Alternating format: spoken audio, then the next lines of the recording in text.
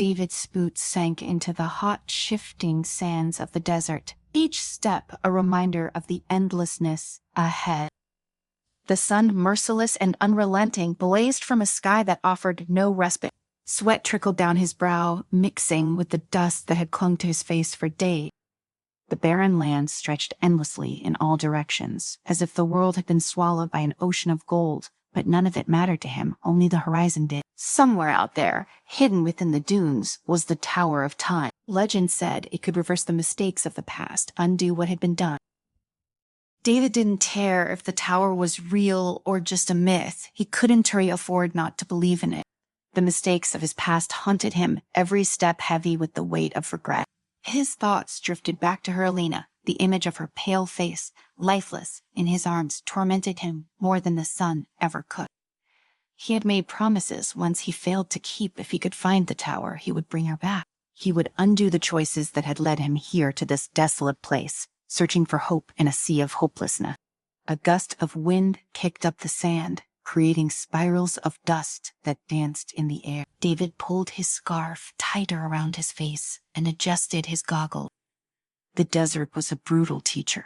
It had shown him no mercy, not since the day he had started this journey. There were no landmarks, no signs, just endless dunes that shifted with every storm. But he had the map handed down by those who had claimed to glimpse the tower, and that was enough. Each night, the desert played tricks on him. Mirages teased him with the sight of water, of cities, long buried beneath the sand of life, where none could survive. They were illusions, tricks of the mind, born from thirst and exhaustion. But sometimes they were more. Sometimes he saw her, Alina, standing at the edge of the horizon, her hands reaching out to him, her voice whispering his name. It was impossible to ignore the visions. Her presence felt so real, so close, that he couldn't help but run after her, only to find himself alone, his footprints lost in the wind behind him. He had lost count of how many times he had fallen for the mirage, and yet each time he saw her, he felt that flicker of hope again. Maybe this time it would be different. Maybe this time he'd reach her. But today the desert was crueler than ever. The sun dipped lower, casting long shadows across the dunes, but the heat did not relent. His throat was dry, his water nearly gone. Every step felt heavier than the last, his legs trembling from exhaustion. He paused for a moment, squinting at the horizon. Was that an oasis? He staggered forward, barely believing what he saw. The shimmering reflection of water, palm trees swaying gently in the breeze. It was there real? Or so it seemed. He broke into a weak run, his boots dragging through the sand. As he got closer, he saw figures, people waiting by the water. Said, "Alina," he whispered, his heart pounding in his chest. She was there among the figures, her dark hair cascading over her shoulders, her eyes bright with light. He called her name, his voice cracking from thirst and desperation. But she didn't respond. She just stood there, smiling, as if waiting for him to reach her. He stumbled, falling to his knees just a few feet from the water. His hands sank into the sand as he tried to crawl toward her. The wind howled, and in an instant, everything vanished. The water, the trees, the figures gone. The desert swallowed them whole, leaving only the empty expanse of sand behind. David collapsed, his body shaking with exhaustion and despair.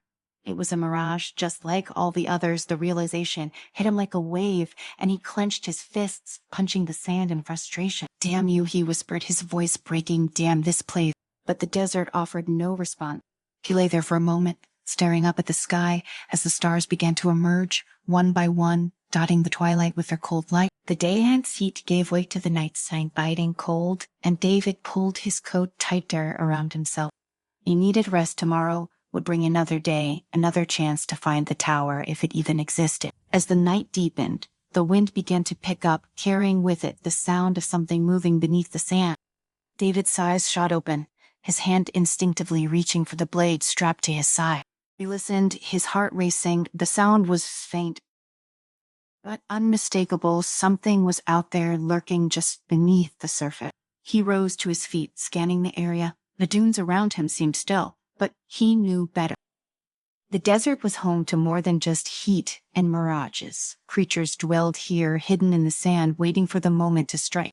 The ground trembled beneath him, and he took a cautious step back.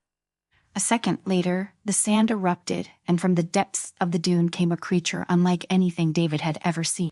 It was a serpent, its body long and sleek, shimmering in the moonlight like polished metal. Its eyes glowed a deep, unnatural red, and its mouth was lined with rows of sharp teeth. David barely had time to react before the creature lunged at him, its massive body cutting through the sand like a knife.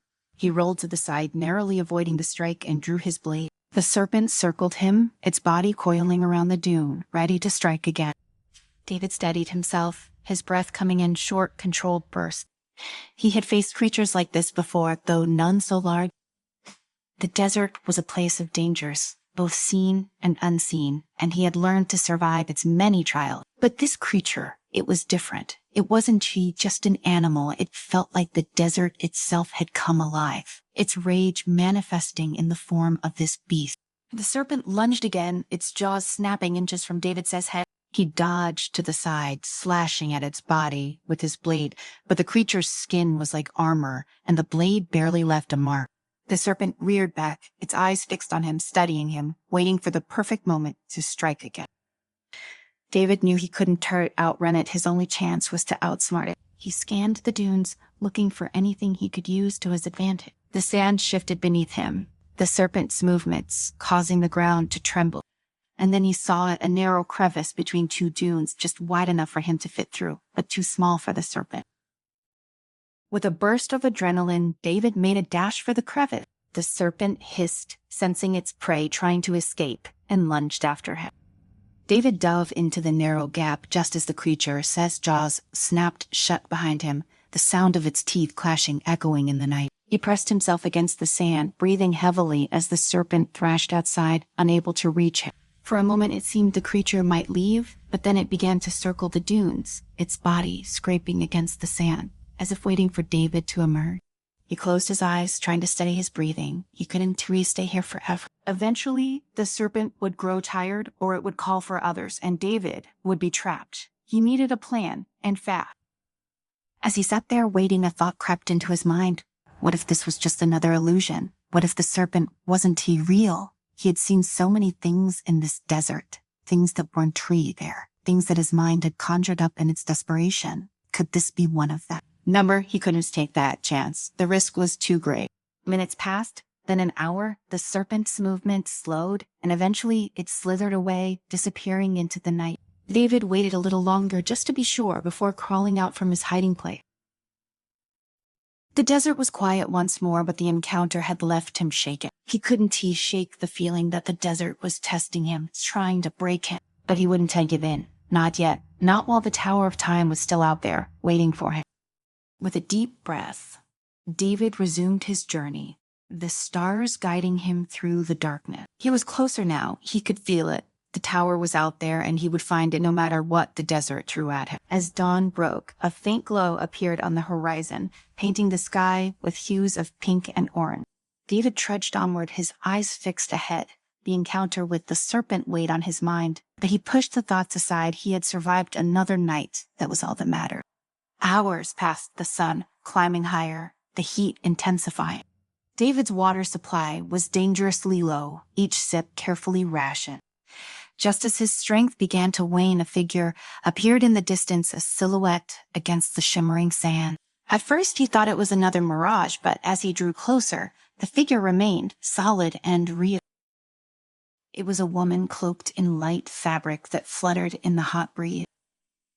She stood atop a dune, gazing out over the desert, seemingly unaware of his approach. Cautious but curious, David approached. "Hello, Heritel." "Hell," he called out, his voice hoarse. The woman turned to face him. Her eyes were a striking green, and her face bore the marks of someone who had spent considerable time in the desert. "Dai greetings, traveler, Tell," she replied. Her voice steady. "Are you real?" David asked, half joking, half serious. She smiled faintly. He stopped a few paces away. "Mora?" "David." They regarded each other for a moment. It had been weeks since David had seen another person. The desert was vast and unforgiving. Few dared to venture this deep.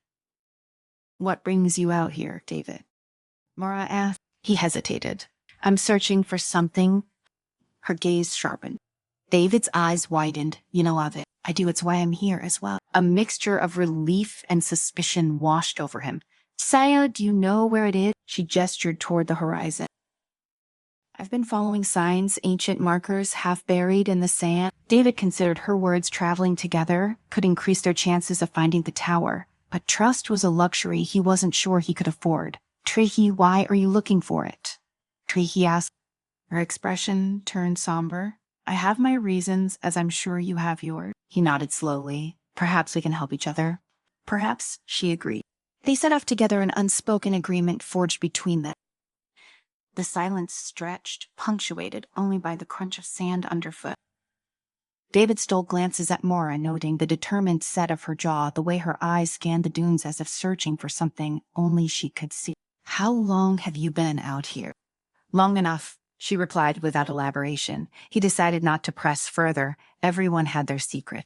As the sun reached its zenith, they came upon a series of stones jutting from the sand carvings etched into their surfaces.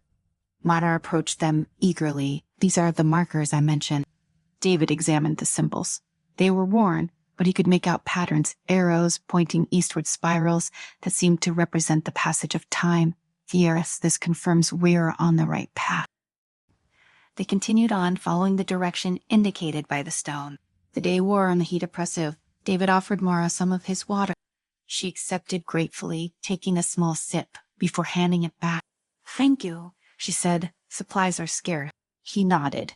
We need to be careful. The desert isn't kind to the unprepared. She glanced at him. You've survived this long. You must have a strong reason to find the tower. Hey. David stared ahead. Mara seemed to weigh his response.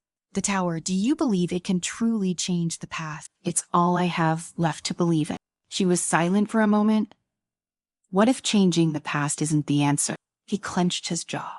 Then what is? Perhaps acceptance? She suggested softly. He shot her a sharp look. You sound like someone who's given up. Not given up, she corrected. He's just considering all possibilities. David shook his head. I can't accept what's happened, not when there's a chance to make it right. Mara didn't reply, and they walked on in silence. As dusk approached, the landscape began to change. The dunes gave way to rocky terrain, and in the distance, a dark shape loomed against the fading light. Is that David? Whispered. The tower, Mara confirmed, a hint of awe in her voice. A surge of energy coursed through him. Tyree made it. They hurried forward, the tower growing larger with each step. It was ancient, constructed of stone that seemed to absorb the dying light. Intricate carvings covered its surface, symbols and scripts from languages long forgotten. At the base of the tower, a massive door stood ajar. David hesitated. Tyree, this is it. Mara placed a hand on the door. Are you ready? He took a deep breath. I am. They stepped inside, the air cool and still. The interior was dimly lit by shafts of light filtering through cracks in the stone. A spiral staircase wound upward, disappearing into darkness. They began to climb, the steps echoing beneath their feet as they ascended. David felt a strange sensation of heaviness in the air, as if time itself was thickening around them. Do you feel that? Mara nodded. The tower exists between moments. We're crossing into a place where time is malleable. At the top of the stairs, they entered a circular chamber. In the center stood a pedestal upon which rested a glowing hourglass. The sand within it flowed upward, defying gravity. The heart of time, and Mara whispered. David approached the hourglass, his hand trembling as he reached out. Hurry with this. I can go back. I can save her.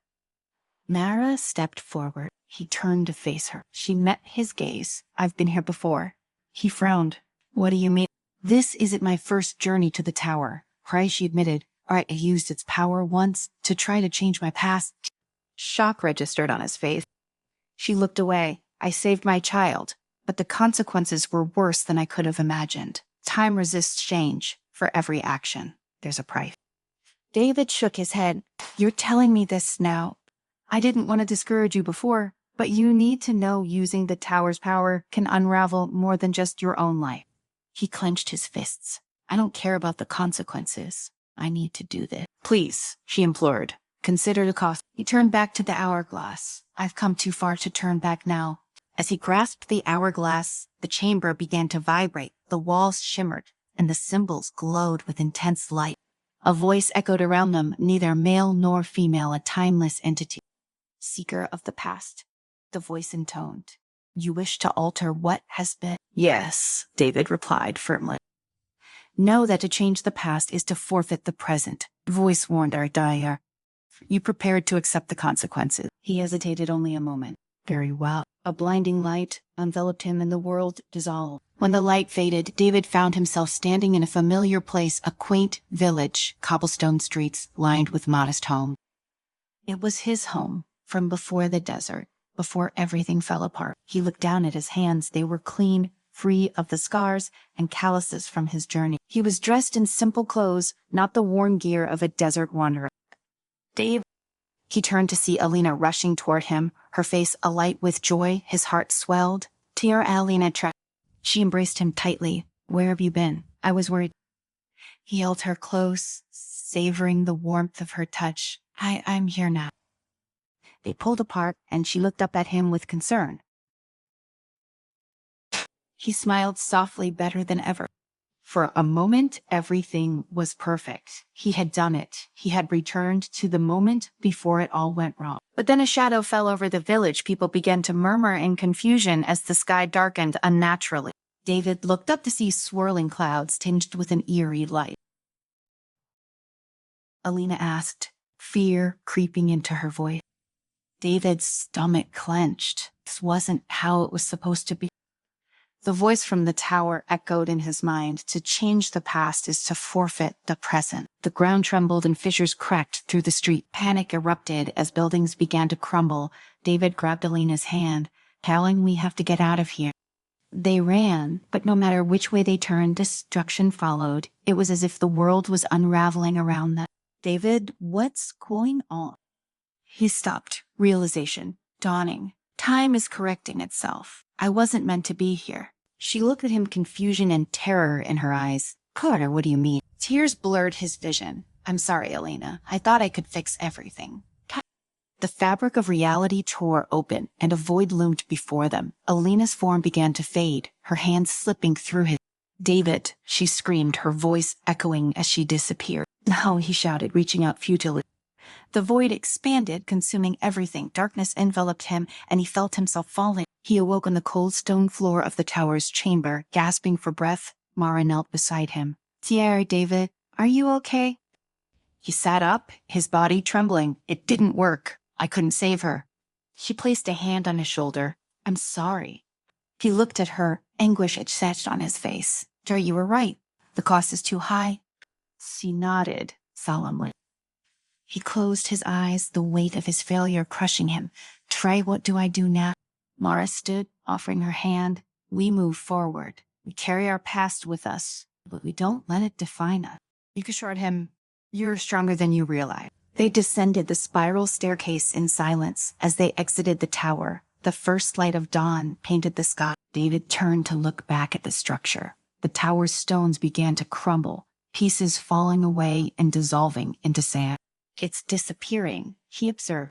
The tower appears to those who seek it, but once its purpose is fulfilled, it returns to the sands, Hayamara explained. They watched as the tower vanished completely, leaving no trace it had ever been there. What will you do now?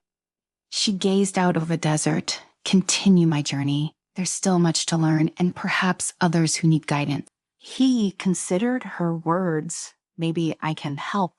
She smiled gently. Perhaps we can help each other. They set off together, the vast expanse of the desert before them.